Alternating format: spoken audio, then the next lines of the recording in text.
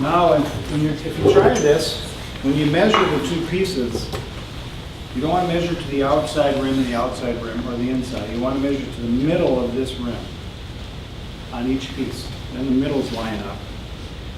So if there's variation in the thickness, it's going to be equal on both sides. And that's another thing to focus on, is the thickness here where they join up. They should be pretty similar in thickness. Otherwise, there'll be a bulge there, or there'll be a thin spot there. It might look really nice once you get it put together and reformed, but when it dries, it's going to dry a little different. And you'll see a nice line there with a little indent this way or that way. And if it's not an issue, you can even make it part of the design, put a bulge in there. Tom Turner does it, I think, with porcelain. He makes two different shapes and puts them together. He doesn't try to hide the joint, but he emphasizes it and he incorporates it into his design.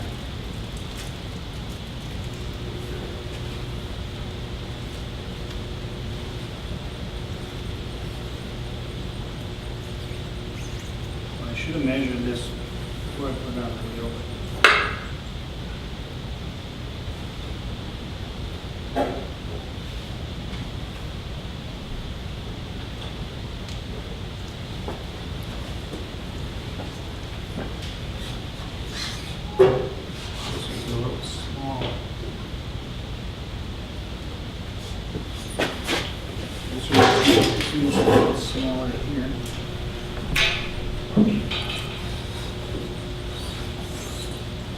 It's still soft enough, I can still shape it.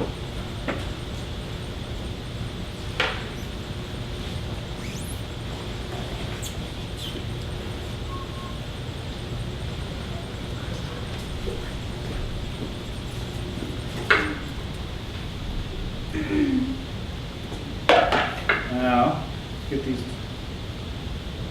This is the part that's going to have the most stress on it, so this is very stiff down there. I can't move it much. It's still a little soft. Up here it's still softer because I think I'll need to change just a little bit of that profile in there so I can get a nice line on it. Is the wall thicker at the bottom? Yeah, it's thicker at the bottom. Probably about 1 inch. Oh, let's see. Well, we can check. It might be up to an inch thick down there.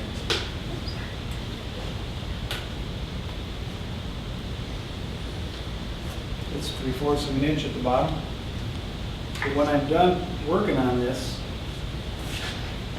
I'll be able to trim it with a trimming tool if I want it thinner down there. But this is a large piece now. It doesn't have to be super thin. It's going to make, if it's a little heftier, it's going to have a much better chance of survival through the firing. Because you just single fire your big pieces too, right? Yeah, I just single fire it. That's another thing I started doing when I started the wood fire. I didn't have an electric kiln. I started thinking, this is crazy, loading these pots in the kiln with this fire. My first wood kiln was 2 chambers, so I could put the greenware in the back chamber for a gloss, or a bisqueware, with just from waste heat. But I thought, this is crazy, bring the pots out to the kiln, putting them in there, taking them back into the shop, dusting them off or washing them off, then glazing them. And I was familiar with one firing before, and I thought, well, try it out. I mean, I've done it since '79, and there's little things you got to learn. There's things that you can do raw glazing that you can't do with this fire. You can glaze a piece, raw clay, and then before the glaze dries, you can carve through the glaze into the clay, so you do things with the raw clay that you can't do with the bisqueware. Plus, it seems to dry out a little slower on greenware than bisqueware, so you can manipulate the glaze a little more. There are things you got to learn and adjust for doing raw glazing. But another thing is raw glazing. If you wreck a piece, if it cracks while you're glazing, and it'll show you where your weak spots are in throwing too. Raw glazing. If you're weak on the bottoms, they're going to crack every time. If you got thick and thin issues in the wall, that's going to show up in your glazing. But what you can do with your clay, you can recycle it with a little glaze on. It's not going to hurt. Bisqueware, you crack it, you got to throw it. And if you don't want to put the clay back into your clay body, you can save the clay for tiles or something on your kiln or whatever. It's still a good resource. Bisque ware can be crushed into grog, but not many people have a hammer mill in their shop. So yeah, I think they should start teaching once glazing, rough glazing in schools now. It's way easier. Well, as an alternative, not a requirement. There's a lot of issues with handling that are solved through bisque ware and storage and stuff. I mean, you couldn't do that, stack them up like that too safely with greenware. But if you save a lot of fuel, you save a lot of energy, and you get a little more versatile. Just a suggestion.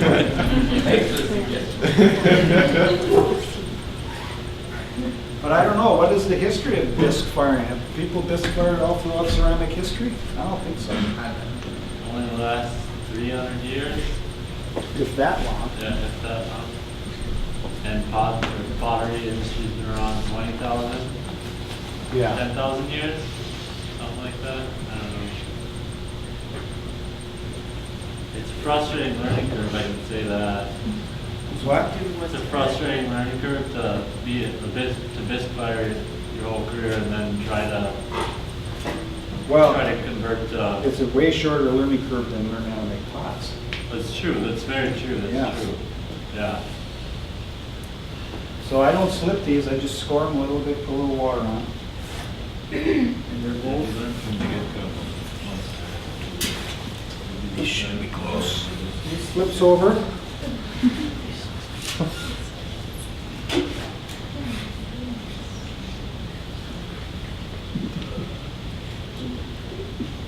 Get as close as possible. That's stuck like super glue.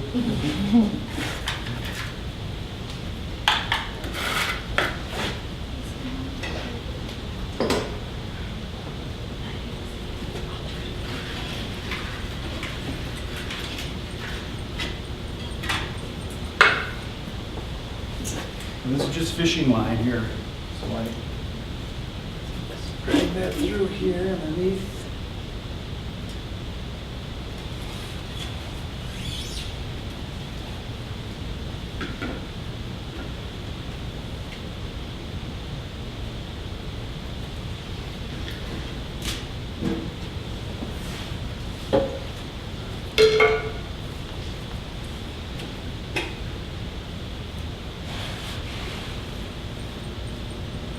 Well, the first thing is to fuse these two together.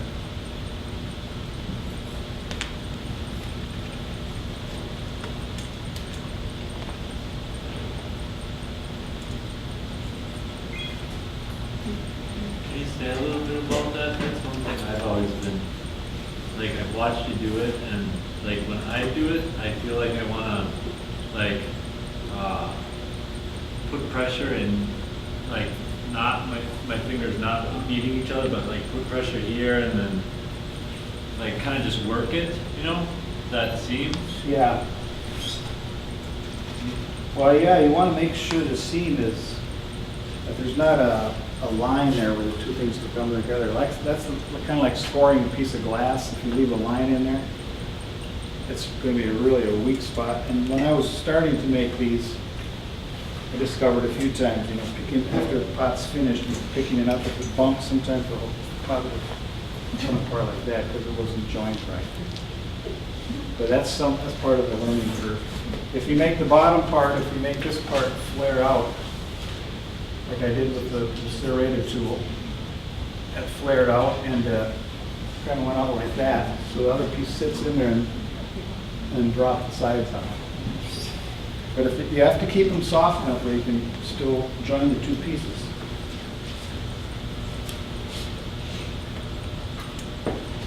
And if I see something start to wobble down below, I can get the torch out, stiffen that up a little bit.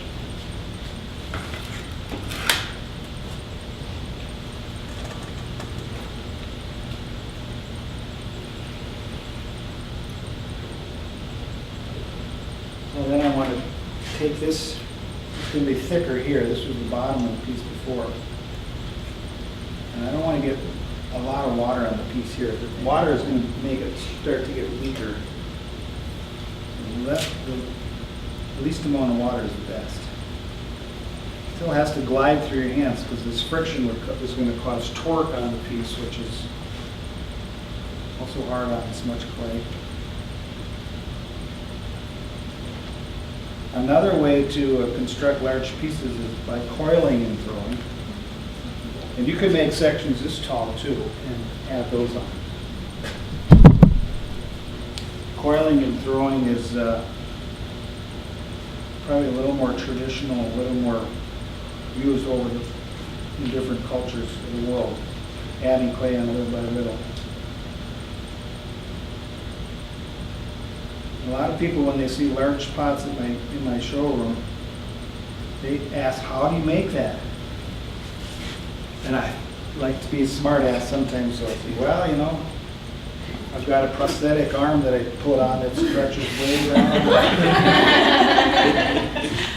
And then when I say, well, I build it up from the bottom. I don't have that much clay at once on, you know, on the wheel from the start. So I'm getting this figured out here. I want a large pool of water in the bottom. I don't have a sponge on a stick today.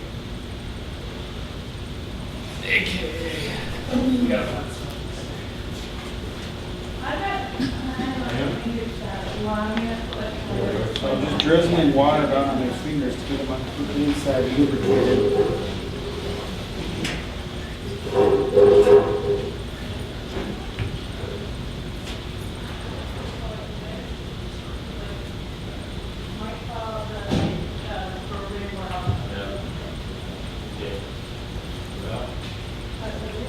So what led you on to take apprentices? What? What led you on to take apprentices? What led me on? What made you want to take on an apprentice? Well, kind of I like to see the young people get involved in this. There was a time when I was in my 40s or 50s that I didn't see any young people at art shows. And I thought, is pottery going to die while I'm still alive? Thanks. But I like, you know, to carry on the tradition and try to help people who are interested in it, and help them when I can. Plus having somebody to do the work, I don't know, you know, it seems like tedious stuff, but it's part of the process, you know, scraping shells, the non-creative work, scraping shells, taking ashes out of the kiln, splitting wood. But it's good. It's important work. I mean, it has to be done, but it could be done by really anybody.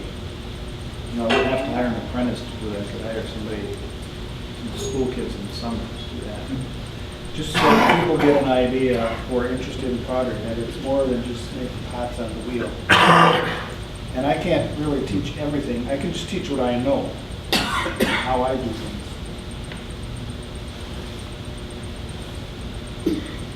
But Louis is the one who's been there at my place the longest. I've had people there that have been there for 6 weeks or so at a time. And those people have been experienced potters coming from production potters and just needed a place to make pots. And I said, well, I'll give you a spot to make pots and give you clay if you do this and do that. And they agreed to it. So I got a shed built and a patio made for trading labor for a studio space. Would you recommend production pottery to someone who wants to become a professional potter? Would I recommend what? Production pottery. Oh yeah, I mean, my throwing skills wouldn't be what they are now if I hadn't been a production potter. In fact, when I started teaching out at college about 5 years ago, or even teaching community ed classes, beginners will say, well, how are your fingers? How are you doing with your fingers? And I didn't even think about where my fingers were anymore.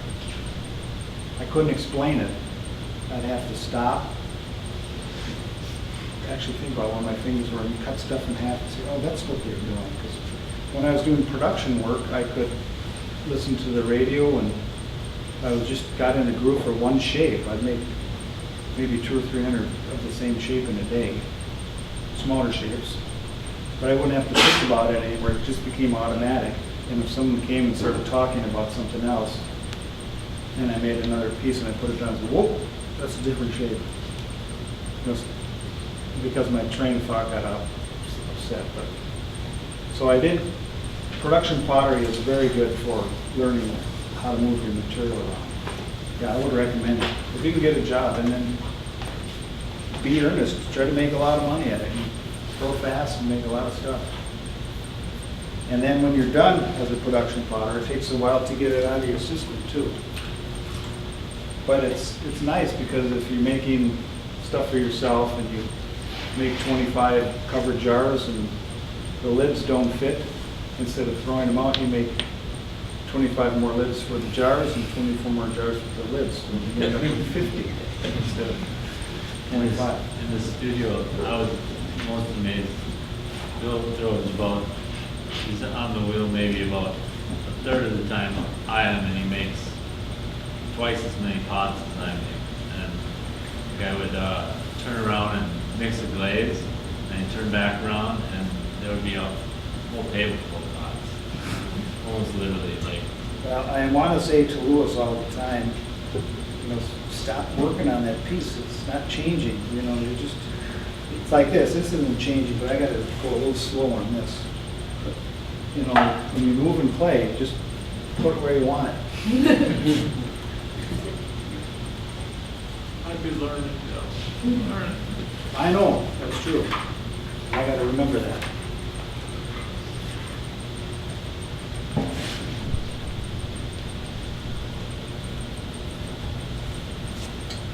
So now I have a rib on the inside and a rib on the outside.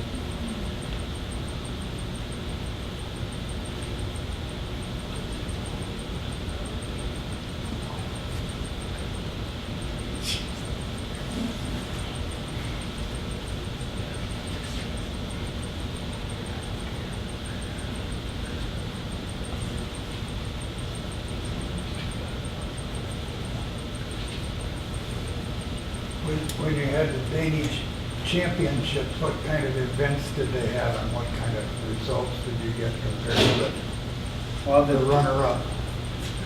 let's see, throwing championships, things like that, usually have a technical division and an aesthetic division. And sometimes they mix them together. But the technical division is all the potters get the same amount.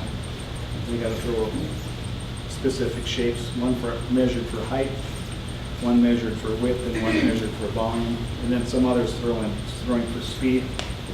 But everyone gets the same amount of clay and the same amount of time, and measured by the millimeters. Does that answer your question? What did you get compared what to did the I other get? people runners up? I mean, how did the American smash the things?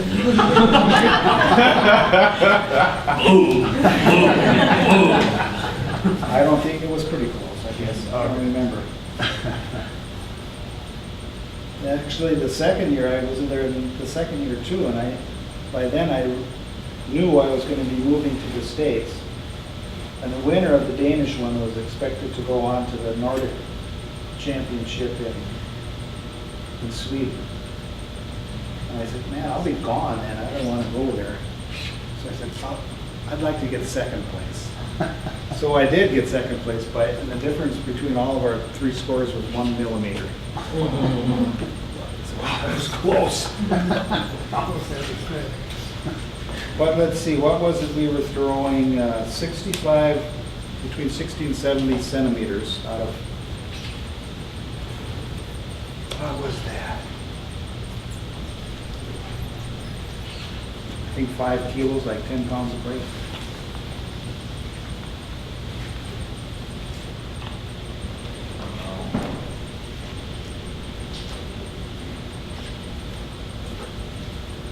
And I'll have to stiffen this up again before I can stretch it out more. When I lived in Denmark, I started making large pots. I only had a kick wheel then, so I was a little bit limited about how much I could, the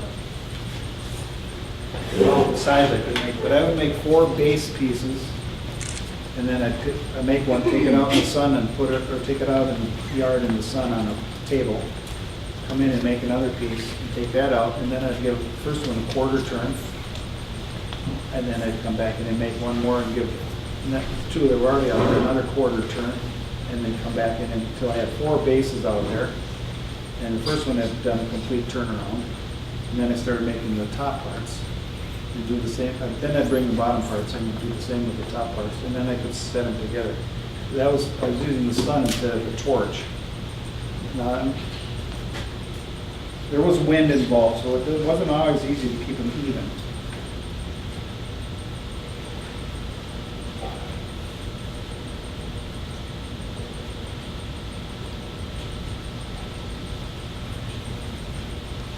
It's a little bit even to the bottom there. It's flipped over.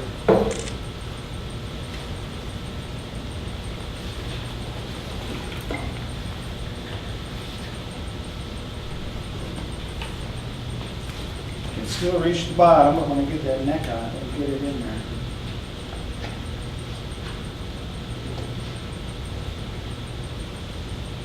Did you grade prosthetic on? Broke it. So I'm gonna just torch this a little bit more. I wanna get this shoulder out here like this, so it's a little flatter up here before I add that neck on there. Because when I do wood firing, I think a lot about the shapes, what I'm making, and how it's gonna look in the wood kiln. And with some flat pieces like this, if I make it flat enough, and if I make some small pieces, I can stack some small pieces right on the shoulder of the piece. And I get some nice flashing patterns going on there. Or I can, if the piece is strong enough, I could tip it on its side and fire it.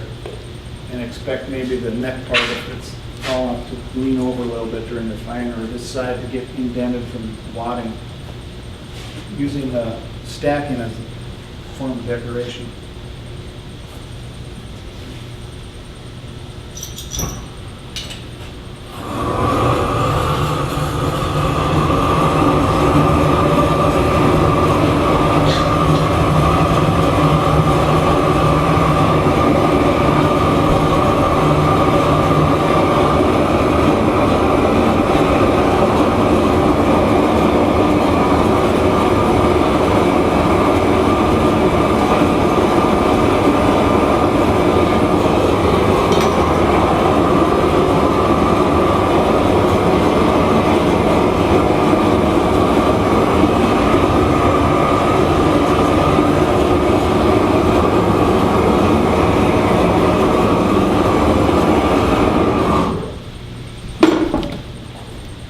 Doesn't take long with that many BTUs, you know. And I want to keep this part from drying out, the lip up here from drying out too much, because that's where I'm going to add a piece on. But I found by building these flat shouldered pieces that when I add it on, I can need the piece to have that recurve in there before I add a piece on. I don't want to add a piece on like so that the joint's going to be like that, because that's going to be dangerous both in the making and in the firing and the way it looks to it. It'll be nice. There'll be a line there that I don't really want to see.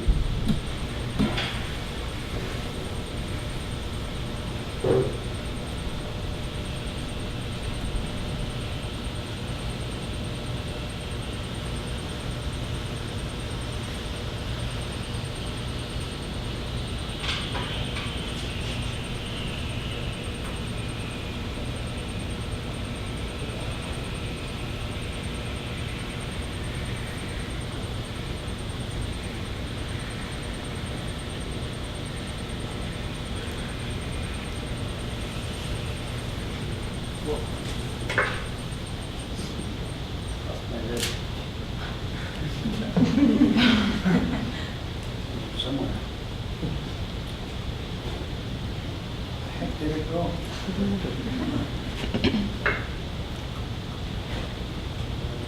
Oh, there it is. This rib is, I like making my own tools, I do buy some tools, but this rib here is from the bottom of a detergent bottle. And it's got, you know how the bottom curves up like that? It's just right here where that starts. So this has got a curve on it, which is a really nice tool for the inside. This tool is the end of the saw. There's still some teeth here, but I ground these teeth off. That's a wonderful rib for shaping and pulling up stuff.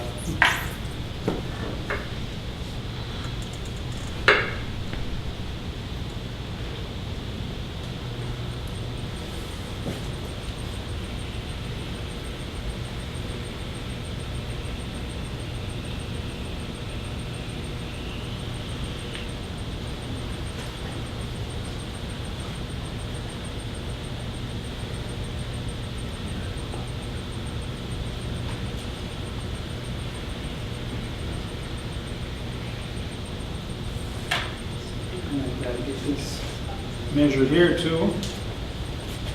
Gonna flip over.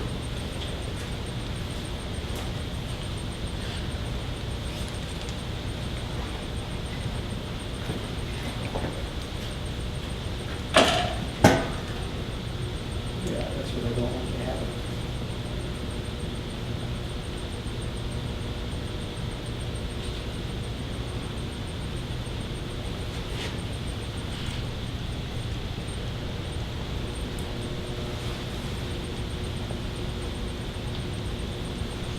You said that's what you didn't want to happen, is it getting soft inside? Well, if too much water goes down, it's gonna soften the clay.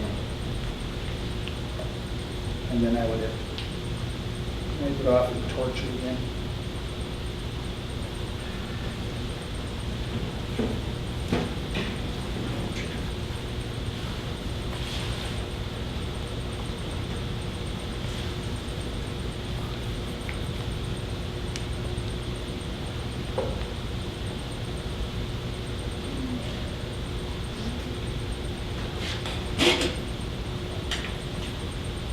Oh, gotta wait.